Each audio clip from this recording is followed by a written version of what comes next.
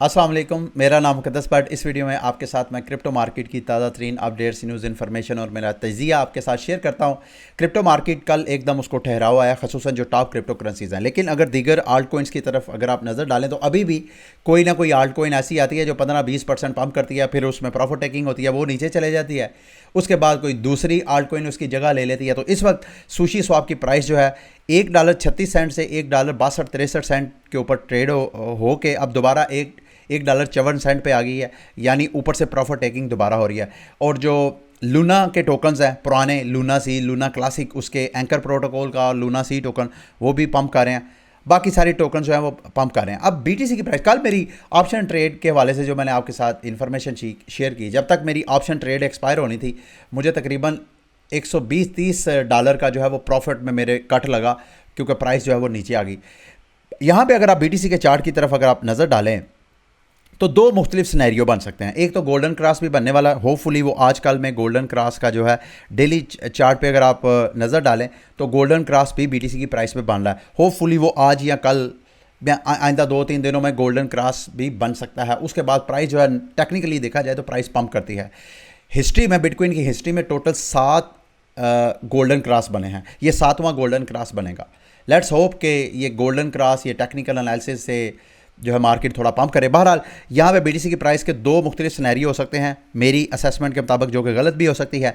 एक तो ये सिनेरियो बन सकता है कि बीटीसी की प्राइस दोबारा ये 22,500-600 की प्राइस पे आके यहाँ से फिर सपोर्ट बाय ऑर्डर की वजह से ऊपर पंप हो सकती है।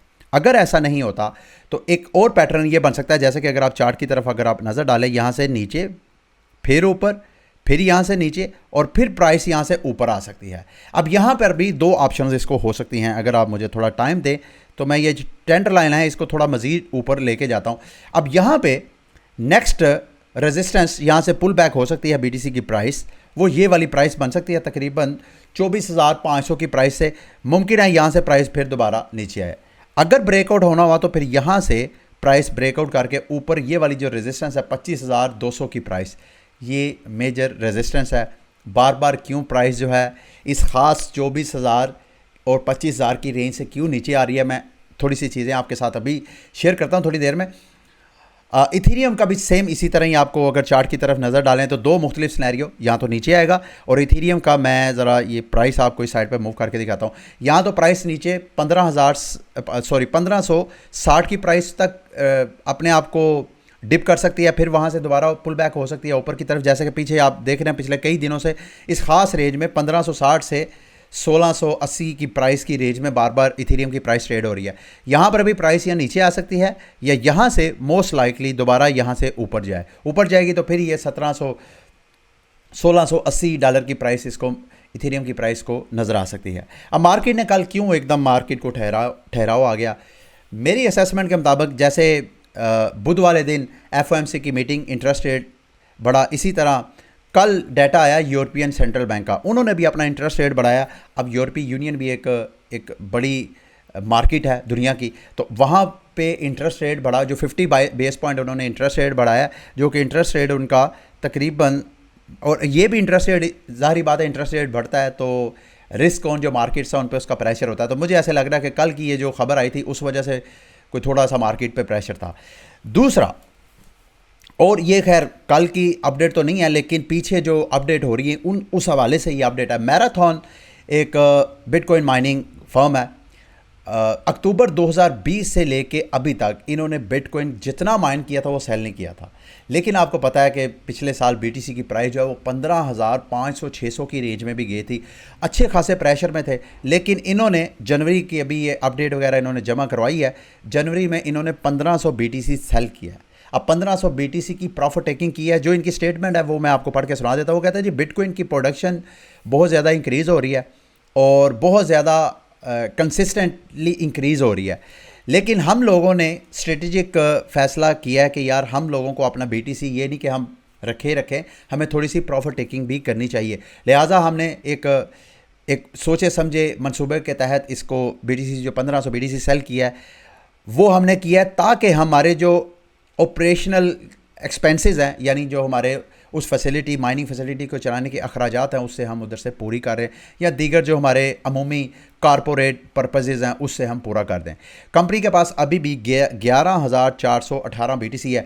ये जो आपको BTC प्राइस यहाँ 24,000 25,000 की रेंज से ऊपर जाता हुआ नज़र नहीं आ रहा, उसकी वजह मैनी रीज़न्स हैं, लेकिन उनमें से एक वजह कि ये जो माइनर्स हैं जो कि बेचारे काफ़ी देर से प्रेशर में थे पिछले कई माह से, वो अब प्रॉफिट टेकिंग कर रहे हैं। जैसे प्राइस ऊपर जाती है वो एक ख़ास रेंज में प्राइस से प्रॉफिट टेकिंग कर लेते हैं ताकि वो अपने अखराजात पूरे करें। तो अभी भी इस कंपनी के मैराथन के पास 11,000 बिटकॉइन इनके स्टॉक में है। कोई पता नहीं मार्केट फिर ऊपर जाए या फिर ऊपर से प्रॉफिट टेकिंग करे। इसी तरह ये सिर्फ मैराथन पे नहीं है, कोर साइंटिफिक आपको याद होगा, मेरे नॉलेज के मुताबिक वन ऑफ द टॉप जो bitcoin public traded mining companies थी उनमें ही शुमार होती थी। इन्होंने बैंकरप्सी फाइल की थी उस बेयर मार्केट के अंदर। अभी ये उनकी तरफ से रिपोर्ट आई है कि उन्होंने बैंकरप्सी के दौरान NYDIG जिनसे इन्होंने माइनिंग मशीनें ली थी उनका तकरीबन 38.6 मिलियन उनका कर्जा देना था। उनको कहा है कि जनाब आप हमसे जो माइनिंग मशीनें हैं वो ले लें। तकरीबन 27,400 माइनिंग मशीनों की इनकी आपस में डील फाइनल हुई है। अब मैं ये सोच रहा था कि माइनिंग मशीनों की प्राइस भी इस बेयर मार्केट में, मुझे याद है जब बुल मार्केट थी नवंबर 2021 में, उस वक्त मैंने एक वीडियो भी आपके साथ शेयर की थी। उस वक्त बिटकॉइन माइनर की प्राइस पता कितनी थी? 18,000 $, $20,000 तक, इवन 28,000 $28,000 का एक माइनर सेल हो रहा था। तो अभी लेटेस्ट जो माइनर की प्राइस है वो देखें। ये बिटकॉइन का जो टॉप 8 माइनर का जो बिटमैन वालों का जो 8 माइनर है, जो latest state of the art इनका माइनर है, ASIC इसे बोलते हैं। ASIC होता है ASIC यानी एप्लीकेशन स्पेसिफिक इंटीग्रेटेड सर्किट्स। इस मशीन का काम ही सिर्फ माइनिंग होता है, इससे आप और कोई काम नहीं ले सकते। ये मशीन जो 18,000 20,000 15,000 से ज़्यादा की बिकती थी, अभी उसकी प्राइस जो है $2,380, यानी 80% माइनर की प्राइसेस भी गिर गई हैं। तो ये जो आपको 27,400 समथिंग मशीनें बिक रही हैं इन मार्केट में, जाके मज़ीद माइनर की प्राइसेस के ऊपर प्रेशर आ सकता है। तो माइनिंग इंडस्ट्री ऑलरेडी काफ़ी ज़्यादा प्रेशर में है। तो ये मेरी नज़र में आइंदा मज़ीद अगर को BTC की प्राइस को हर्डल नज़र आती है तो और बहुत सी वजूहात में से एक माइनर्स का सेल प्रेशर भी आपको मार्केट में नज़र आएगा। अगर आप मार्केट के फियर एंड ग्रीड इंडेक्स की तरफ नज़र डालें तो मार्केट अभी भी ग्रीड की रेंज के अंदर है। गो के मार्केट यहाँ से ना ऊपर हो रही है ना नीचे जा रही है, लेकिन फिर भी मार्केट के जो ट्रेडर्स हैं उनके सेंटीमेंट्स ग्रीड की तरफ हैं। ये जो सेंटीमेंट्स हैं, एक तो फियर एंड ग्रीड इंडेक्स से हमें इसका डाटा मिलता है, दूसरा इंटरेस्ट के भाई जो ट्रेडर हैं मार्केट से उधार लेके किस साइड पे ट्रेड लगा रहे हैं, बाई साइड पे लगा रहे हैं या सेल साइड पे लगा रहे हैं। तो इस वजह से ये जो फेयर एंड ग्रेड इंडेक्स है अभी भी ये हमें मैसेज दे रहा है कि BTC की प्राइस में ज़्यादा बाय ऑर्डर लग रहे हैं, ज़्यादा ग्रीड में लोग के मज़ीद जो है फोमो में आके BTC में एंट्री लगें, क्योंकि BTC की प्राइस वंस इट ब्रेक्स 25,000 तो BTC की प्राइस जो है वो ऊपर जाएगी, फिर बुल लाइन जो है वो स्टार्ट हो सकता है। माइक्रो स्ट्रैटेजी इस हवाले से आपको मालूम है, माइक्रो स्ट्रैटेजी के पास अगर मैं गलत नहीं हूँ तो 1,30,000 बिटकॉइन है, और जिनकी टोटल कास्ट जो है अगर मैं गलत नहीं हूँ तो कोई 3 बिलियन से ज़्यादा की बनती है। इस वक्त करंट प्राइस में इनके पास जितने BTC हैं उसको देखा जाए तो वो अमाउंट बनती है तकरीबन $1.3। तो तकरीबन $1.3 बिलियन की ये कंपनी लॉस में है। इनके ऊपर तनकीद हो रही है क्योंकि ये भी स्टॉक में अपने शेयर बेच रहे हैं। इन्होंने ये एक चार्ट शेयर किया, वो मैं आपके साथ शेयर करना चाहता हूँ। इन्होंने कहा जी कि जब से यानी अगस्त 2020 से जब से माइक्रो स्ट्रैटेजी ने बिटकॉइन के अंदर अपनी इन्वेस्टमेंट की है, उस वक्त से लेके अभी तक हमारे स्टॉक की परफॉर्मेंस मार्केट के किसी बिग टेक कंपनी के साथ कंपेयर कर लें तो हम सबको आउट परफॉर्म कर रहे हैं। और ये चार्ट आपको शो भी कर रहा है यहाँ पे माइक्रो स्ट्रैटेजी इवन बिटकॉइन से भी ज़्यादा पंप की है। उसके जो स्टॉक की प्राइस है, जो शेयर्स हैं उनकी प्राइस मैं बता रहा हूँ, S&P 500 यानी माइक्रो स्ट्रैटेजी का स्टॉक है अगस्त 2020 से अभी तक, यानी पिछले कुछ 2 साल से इसके स्टॉक की प्राइस ज़्यादा पंप की है, उसने ज़्यादा अच्छा परफॉर्म किया है बनिस्बत गूगल के, बनिस्बत एप्पल के, बनिस्बत अमेज़ॉन, फेसबुक। ये अमेज़ॉन फेसबुक का तो बट्टे बैठ गया। ये देखें पिछले 2 सालों में उनके स्टॉक की प्राइसेस वो नीचे गिरी हैं। यही वजह है कि आपको अमेज़ॉन और मेटामास्क इस Web3 टेक्नोलॉजी में आपको जो फेसबुक है वो आपको मेटावर्स में एंट्री करते हुए नज़र आ रहा है, और जो अमेज़ॉन है ये Web3 जो प्रोजेक्ट्स हैं उनको मुख्तलिफ़ किस्म की सर्विसेज जैसे कि क्लाउड सर्विस प्रोवाइड करना, फिर पार्टनरशिप वगैरह करना, उनको नेटवर्क नोड्स प्रोवाइड करना, तो ये सारी चीज़ें ये भी सर्वाइवल की अपनी जंग लड़ रही हैं। ठीक है, तो ये माइक्रो स्ट्रेटजी के हवाले से अपडेट थी, मैं आपके साथ शेयर करना चाहता था। मेरा ख्याल है कल या परसों मैंने आपको बताया था कि बिटकॉइन के ऊपर NFT का एक सिलसिला चल रहा है, उस वो कंट्रोवर्शियल भी है। ब्लूमबर्ग ने अब रिपोर्ट इशू की है कि बिटकॉइन के ऊपर जो NFTs है उनकी हाइप बढ़ने की वजह से बिटकॉइन की ट्रांजैक्शन फीस भी एकदम स्पाइक कर गई है। ट्रांजैक्शन फीस भी बहुत ज़्यादा बढ़ती जा रही है। कल मैं एक ट्विटर पे एक ट्विटर हैंडलर था उसका मैं देख रहा था, उसने तकरीबन 0.5 यानी हाफ बिटकॉइन का एक बिटकॉइन के ऊपर NFT था पत्थर का, वो उसने ख़रीदा। इस उम्मीद के साथ, आपको याद होगा जब NFT का क्रेज़ था 2021 में, उस वक्त इथीरियम के ब्लॉकचेन के ऊपर रॉक्स के NFT सेल हुए थे। वो एक रॉक की प्राइस वो तकरीबन 1.3 मिलियन का एक रॉक NFT जो है वो सेल हुआ था।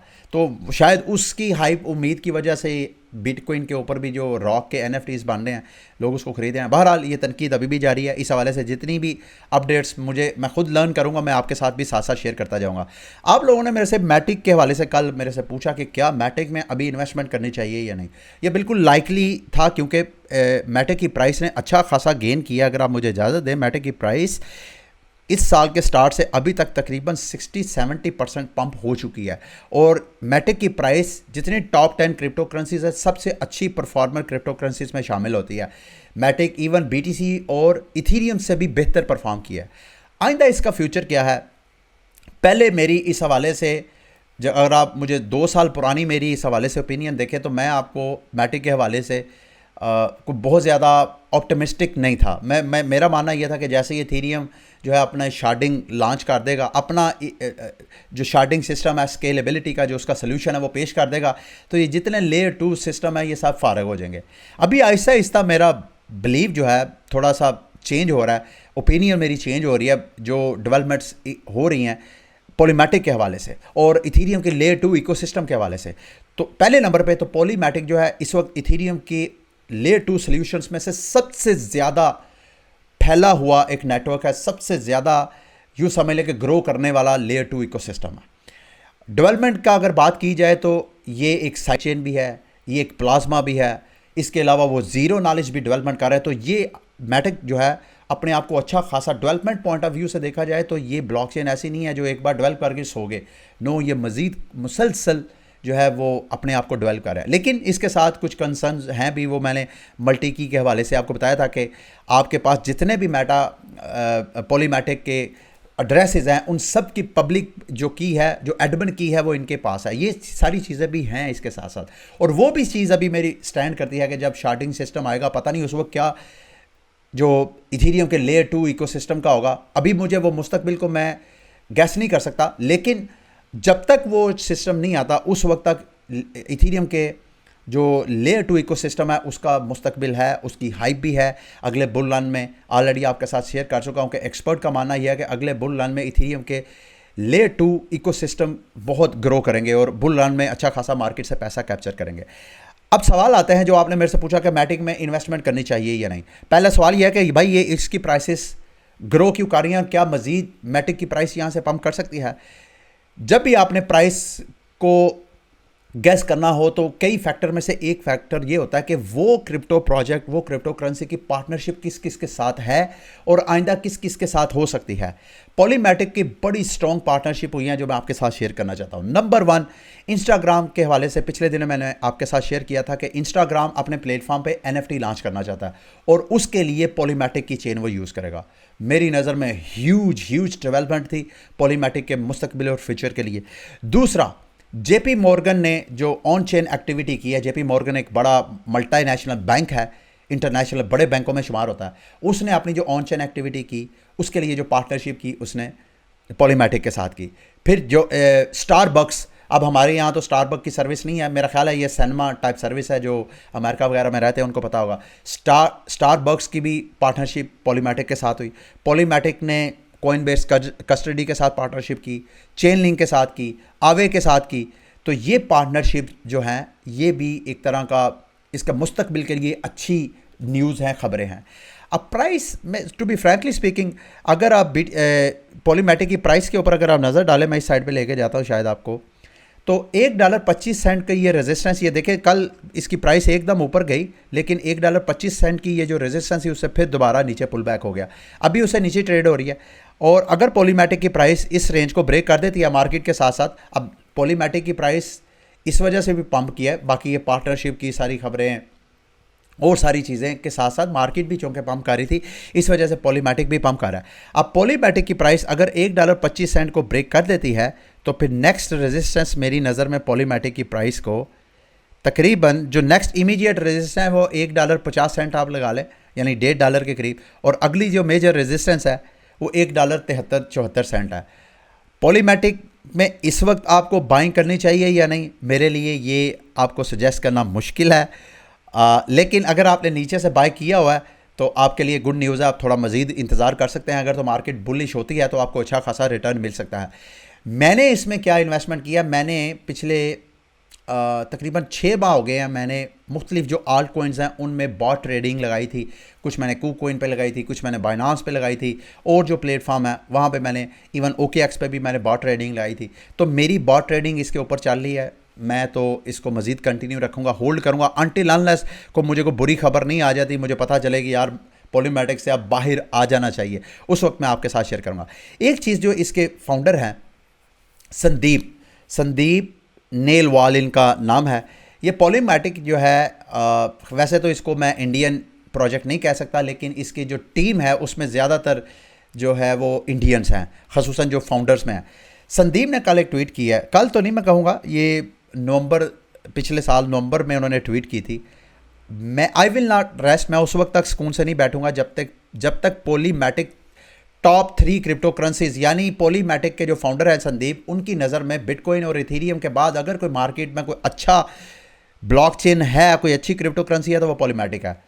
आगे जो स्टेटमेंट दिया है मुझे पता नहीं, हम ये हमारे इलाके की जो मट्टी है उसके अंदर ही इस तरह की चीज़ है या क्या मसला है कि हम लोग जो हैं दूसरों की लेग पुलिंग करने से बाज नहीं आते। आगे उन्होंने स्टेटमेंट दिया कोई और प्रोजेक्ट जो है हमारे करीब भी नहीं आता। एक दिन हम in one day JP Morgan और इंस्टाग्राम के साथ हमने पार्टनरशिप की है। अब ये जो इसकी स्टेटमेंट है ये मैं आपके साथ इस वजह से शेयर करना चाहता था, और साथ मैंने कहा है कि पता नहीं हमारे मट्टी के अंदर ही है, हम लोग जो हैं अपनी कमज़ोरियों, अपनी खामियों, या हमने अगर एक स्टेप ऊपर लेना है अपने आप को, तो पता नहीं हम लोग क्यों समझते हैं कि हम अगले की टांग खींच के खुद अपने आप को ऊपर करें। भाई ये एक डिसेंट्रलाइज प्लेटफॉर्म है। आप ये कहें कि जिस तरह की टेक्नोलॉजीज़ ऑलरेडी मार्केट्स में हैं, हम उससे अच्छी टेक्नोलॉजीज़ आपको सर्विसेज प्रोवाइड करेंगे, ना कि ये वो बुरी हैं तो इस वजह से आप हमें चूज़ करें। ये अप्रोच सही नहीं है संदीप साहब, इसमें आपका कोई कसूर नहीं है, शायद मेरे अंदर भी ये इस तरह की खराफात हैं या होंगी। बहरहाल ये एक चीज़ थी, वो मैंने आपके साथ शेयर करनी थी पॉलीमेटिक के हवाले से। आगे 2-4 न्यूज़ हैं और उसके बाद आज की वीडियो को एंड करेंगे। सिल्वर गेट जो कि क्रिप्टो एक तरह का बैंकिंग सर्विस प्रोवाइड करने वाला प्लेटफॉर्म है, उस हवाले से जो US प्रोसिक्यूटर्स हैं वो तफ्तीश कर रहे हैं FTX के हवाले से कि कहीं इधर कोई गड़बड़ तो नहीं हुई FTX और अल्मेडा के अकाउंट्स वगैरह के हवाले से। फिर FTX के हवाले से ही ऑस्ट्रेलिया में भी आपको पता है तकरीबन 30,000 से जो ऑस्ट्रेलियन यूज़र्स हैं FTX, उनकी लॉस हुआ FTX के क्रैश की वजह से। उसके बाद अब ऑस्ट्रेलियन गवर्नमेंट बजाय इसके कि वो क्रिप्टो को स्कैम करके मुकम्मल बैन करती, वो ऐसा नहीं कर रहे हैं, वो अभी भी क्रिप्टो को हब बनाना चाहते हैं, और इस हवाले से वो वॉच डॉग जो है उसको मल्टी स्टेज करना चाहते हैं कि अगर हम क्रिप्टो कोई हमारे यहाँ सर्विस देना चाहता है तो वो मुख्तलिफ स्टेजेस से गुजरे, ताकि हम मुख्तलिफ किस्म की ड्यू डिलिजेंस करके तो हम अपने शहरियों को क्रिप्टो के हवाले से एक्सपोज करें।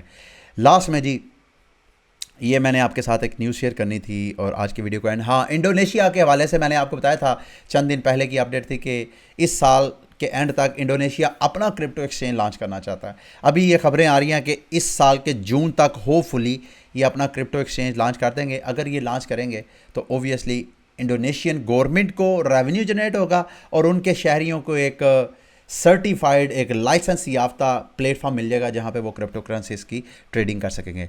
ठीक है, ये थी आज की वीडियो। उम्मीद करता हूं कि आज की वीडियो भी आपके लिए इन्फॉर्मेटिव रही होगी। अगली वीडियो तक के लिए मुझे इजाज़त दें।